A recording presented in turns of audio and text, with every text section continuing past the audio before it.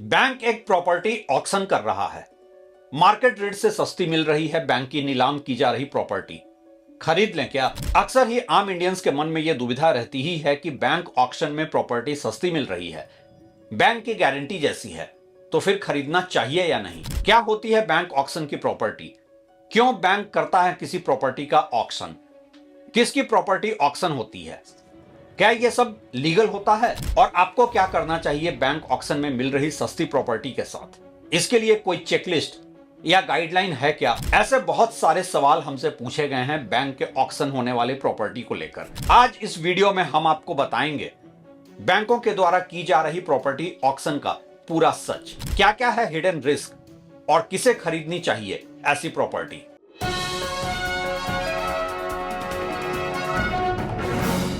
नमस्कार, आप देख रहे हैं ट्रैक टू रियलिटी और मेरा नाम है रवि सिन्हा।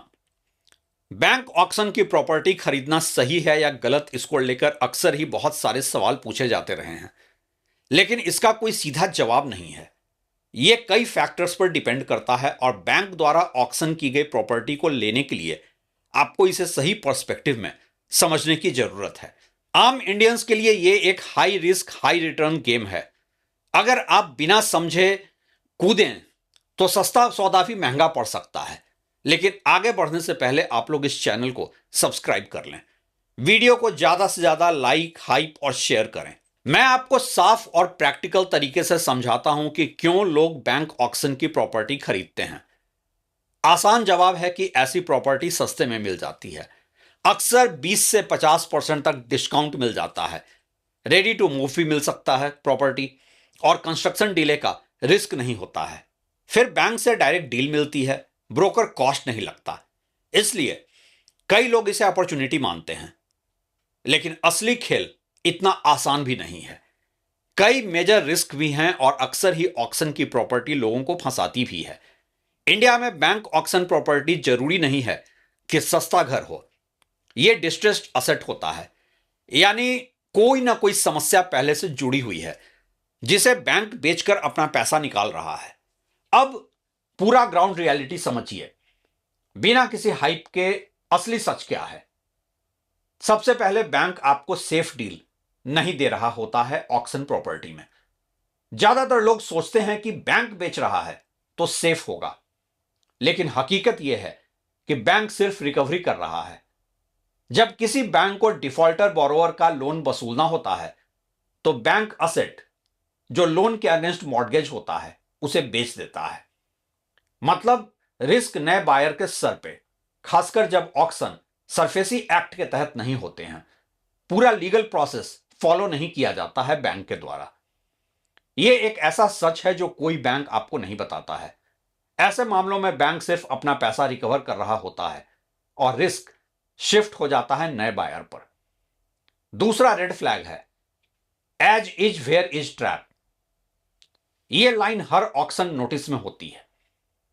इसका मतलब यह होता है कि प्रॉपर्टी जैसी है वैसी ही मिलेगी। कोई गारंटी नहीं, कोई रिपेयर नहीं, कोई फ्यूचर क्लेम के अगेंस्ट इंश्योरेंस नहीं। जो भी प्रॉब्लम है सब आपकी। प्रॉपर्टी की कंडीशन खराब हो सकती है, सालों से बंद पुराने ओनर ने डैमेज कर दिया हो सकता है, एनक्रोचमेंट, रिपेयर कॉस्ट ऐड हो सकते हैं और फिर डील महंगी हो जाती है। तीसरा, पोजीशन बिगेस्ट हेडेक होता है। दो तरह की रियलिटी है ऑक्शन प्रॉपर्टी की। Physical position rare but safe, जहां खाली प्रॉपर्टी और आपको तुरंत कंट्रोल मिल सकता है। लेकिन सिंबॉलिक पोजीशन जो ज्यादा कॉमन है इंडिया में, उसमें प्रॉपर्टी पेपर पे आपकी, अंदर कोई और प्रीवियस ओनर या टेनेंट बैठा है। कई बार एविक्शन में सालों का case plus police plus court. Position सबसे बड़ा ट्रैप है ऑक्शन प्रॉपर्टी का। चौथा, लीगल डिस्प्यूट हिडन हो सकता है। ऐसी प्रॉपर्टी लोन डिफॉल्ट केस से आती है। मतलब बोरोवर बैंक के ऑक्शन नोटिस के बाद कोर्ट में केस डाल देता है। High court, DRT, date recovery tribunal में स्टे मिल सकता है और ऑक्शन जीतने के बाद भी आप फंस सकते हैं। प्रॉपर्टी नहीं मिलती है, कई केसेस में सालों तक डिस्प्यूट चलता है। पांचवा रिस्क, टाइटल इशूज ओवरलुक्ड हो सकते हैं। Chain incomplete, multiple owners, unauthorized sale. Bank हमेशा 100% टाइटल गारंटी नहीं देता है।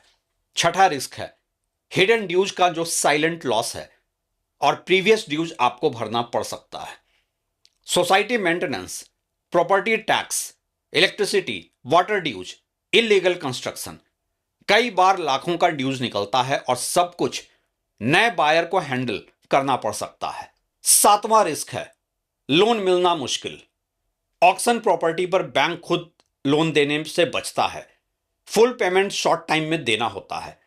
लिक्विडिटी प्रेशर आपके लिए डील बिगाड़ सकती है, क्योंकि अक्सर ही 25% का भुगतान तुरंत प्लस 30 दिन में पूरा पैसा देना पड़ता है। एक और बहुत बड़ा रेड फ्लैग है कि बहुत सस्ता हमेशा अच्छा नहीं होता है। ऑक्शन प्रॉपर्टी मार्केट रेट से 30 से 40% सस्ता दिखे तो आप चेक करें कि क्या केस चल रहा है, पोजीशन इशू है क्या। चीप प्राइस अक्सर हिडन प्रॉब्लम का सिग्नल होता है। यह एवरेज मिडिल क्लास के लिए सबसे बड़ा ट्रैप है, जहां लोग सोचते हैं सस्ता घर मिल जाएगा, ईएमआई कम हो जाएगी, बैंक की गारंटी है, लेकिन रियलिटी में आगे लीगल फाइट का स्ट्रेस प्लस एक्स्ट्रा कॉस्ट। कई बायर रिग्रेट करते हैं। सच्चाई यही है कि ऑक्शन प्रॉपर्टी में प्रॉफिट लक से नहीं, एक्सपर्टीज से आता है। एक्सपीरियंस्ड इन्वेस्टर जानते हैं कि कैसे लॉयर टीम रखा जाता है, कैश रेडी रहते हैं वो, क्योंकि रिस्क अंडरस्टैंडिंग जरूरी होता है। कॉमन बायर तो बस इमोशन प्लस चीप प्राइस देखकर एंट्री करते हैं और बाद में प्रॉब्लम में फंसते हैं। इसी के साथ ये सवाल भी जरूरी है जो हमारे ऑडियंस में कई लोगों ने हमसे पूछा है कि कब लेना चाहिए ऑक्शन प्रॉपर्टी। जब फिजिकल पोजीशन क्लियर हो, टाइटल आपका लॉयर वेरीफाई कर चुका हो, ड्यूज क्लियर हो, प्राइस जेन्युइनली बिलो मार्केट हो। और कब बिल्कुल नहीं लेना चाहिए, symbolic position, court case, unclear title, first home buyer को अवॉइड करना चाहिए। इन्वेस्टर माइंडसेट के साथ हो आप तो अपॉर्चुनिटी है ऑक्शन की प्रॉपर्टी, लेकिन कॉमन बायर माइंडसेट के साथ एक फाइनेंशियल ट्रैप हो सकता है। एक लाइन में सच, बैंक ऑक्शन प्रॉपर्टी सस्ती नहीं होती, बस रिस्क छुपाकर बेची जाती है। मेरा साफ सुझाव है कि अगर आप अपना पहला घर खरीद रहे हो तो ना ही लें। अगर आप इन्वेस्टर माइंडसेट के हैं और साथ ही है आपके पास लीगल सपोर्ट तो ले सकते हैं। और हां, अगर आप बैंक ऑक्शन प्रॉपर्टी लेने जा रहे हैं तो हम आपको बताते हैं 10 point due diligence checklist, practical, ground level और इंडिया स्पेसिफिक। पहला, किसी भी ऑक्शन प्रॉपर्टी का इंडिया में शुरू होता है चेकलिस्ट प्रॉपर्टी के टाइटल से। टाइटल क्लियर है या नहीं, पिछले 20-30 साल की चेन ऑफ ओनरशिप चेक करें, sale deed, conveyance deed verify करें, इनकम्बरेंस सर्टिफिकेट निकालें। अगर टाइटल में गैप है तो डील वहीं छोड़ दें। दूसरा, आप यह चेक करें कि बैंक का प्रॉपर्टी पर राइट वैलिड है या नहीं, प्रॉपर्टी सरफेसी एक्ट के तहत ऑक्शन हो रही है या नहीं, बैंक ने प्रॉपर पोजीशन लिया है या नहीं।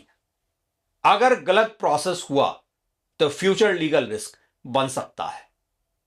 तीसरा चेकलिस्ट है court case litigation check, local court plus high court plus DRAT, debt recovery appellate tribunal में केस सर्च करें। ओनर ने स्टे लिया हो सकता है। एक स्टे का मतलब है कि लीगली डील फ्रीज है। चौथा, पोजीशन टाइप कंफर्म करें। फिजिकल पोजीशन का मतलब सेफ और सिंबॉलिक पोजीशन का मतलब डेंजर। अंदर ऑक्यूपेंट है तो एविक्शन बहुत टफ हो सकता है। पांचवां, outstanding due check, society maintenance, electricity bill, water bill, property tax, as is where is में यह सब आपको भरना पड़ सकता है। सोसाइटी लोकल इंक्वायरी करें ग्राउंड लेवल पर। नेवर से पूछें कि कोई डिस्प्यूट है या नहीं, क्या प्रीवियस ओनर प्रॉब्लम क्रिएटर था। सोसाइटी ऑफिस से ड्यूज कंफर्म करें।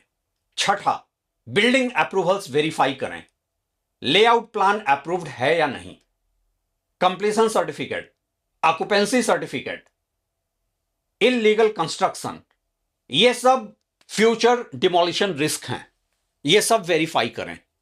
सातवां, लोकल लॉयर से लीगल ओपिनियन लें, real estate specialist lawyer hire करें, खुद रिसर्च करने से रिस्क कम नहीं होता है। 25-50 हजार का लॉयर फीस आपका लाखों का नुकसान बचा सकता है।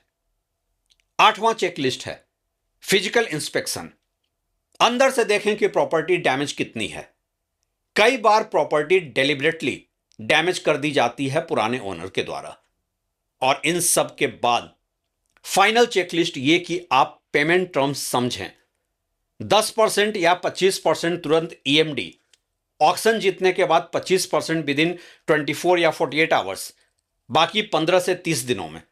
सुनने में यह पेमेंट स्ट्रक्चर सिंपल लगता है, लेकिन अगर लोन डिले हुआ तो आपका मनी लॉस और कुछ केसेस में बैंक द्वारा आपका ईएमडी भी फॉरफिट हो सकता है। फाइनल रियलिटी चेक यही है कि ऑक्शन प्रॉपर्टी में प्रॉफिट चीप बाइंग से नहीं आता, बल्कि रिस्क समझकर अवॉइड करने से आता है। इंपल्सिव बायर और फोमो बायर शायद बैंक्स की पसंद होते हैं प्रॉपर्टी ऑक्शन में। आप कौन हैं? किसी ऑक्शन प्रॉपर्टी में बिड करने से पहले एक बार खुद से पूछिएगा जरूर। शुक्रिया।